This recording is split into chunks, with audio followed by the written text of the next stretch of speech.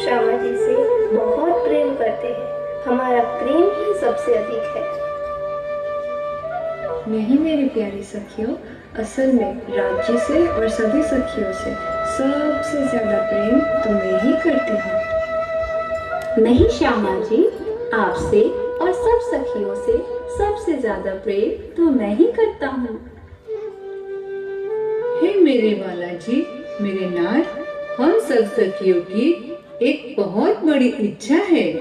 हे प्रियतम, जो अक्षर ब्रह्म की विचित्र लीला है, उस लीला को देखने की इच्छा हमारे चित्त को व्याकुल कर रही है।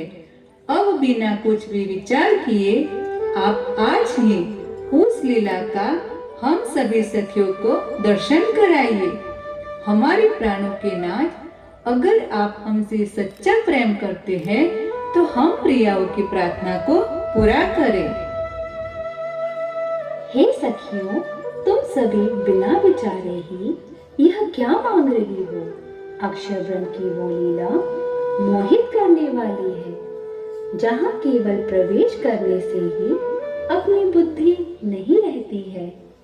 वहाँ माया में आत्म के आनंद को हरने वाली तृष्णा रूपी पिशाचिनी है, जहाँ काम, क्रोध, लोभ, मोह, ईर्ष्या, द्वेष आदि इसके हथियार है। वहाँ कोई अपना वास्तविक संबंधी नहीं है। वहाँ अपने आत्मिक स्वरूप को भूलकर और दूसरे भिन्न रूप को प्राप्त करके कभी खुश होना है और कभी रोना भी पड़ता है। मेरे बिना आप सबका समय कैसे व्यतीत होगा? प्रेम की ये कौन सी रीत है? परम धाम के खिले हुए कमलों से युक्त सरोवर को छोड़कर माया के पीछे दौड़ने की क्यों इच्छा कर रही हो?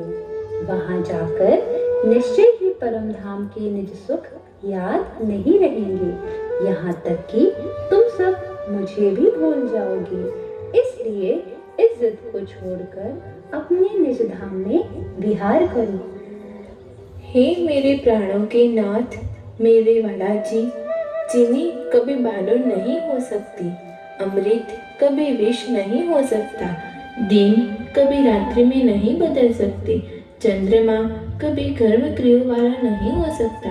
पर पिया जी, आप हमारे कैसे प्रियतम हैं जो हम सखियों की इच्छा को पूर्ण नहीं करना चाहते। हे प्रीतम, पल पल आपको याद करने वाली एवं आपके प्रति अनंत प्रेम रखने वाली हम सभी सखियां आपको भूलकर किसी दूसरे विश्व में कैसे मोहित हो सकती है। आप हमारे अखंड प्रीतम हो, जिसे हम किसी भी तरह से नहीं भूल सकती।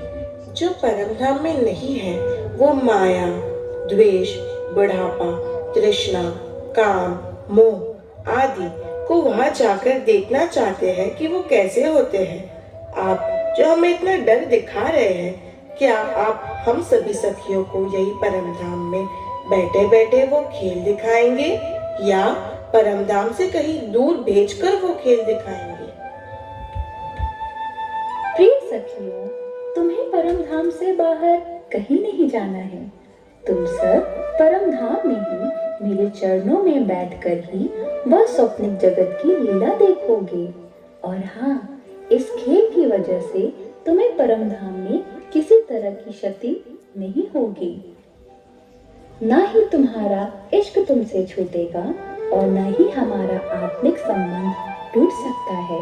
किंतु उस लीला में जाकर तुम सब अलग अलग घर परिवार बनाकर बैठ जाओगे और उन झूठे स्वार्थी संबंधों से भी दिल लगाओगे। वहाँ की झूठी वस्तुओं का ही चाहना करोगे। वहाँ काल रूपी सर्प है जो किसी को भी नहीं छोड़ता।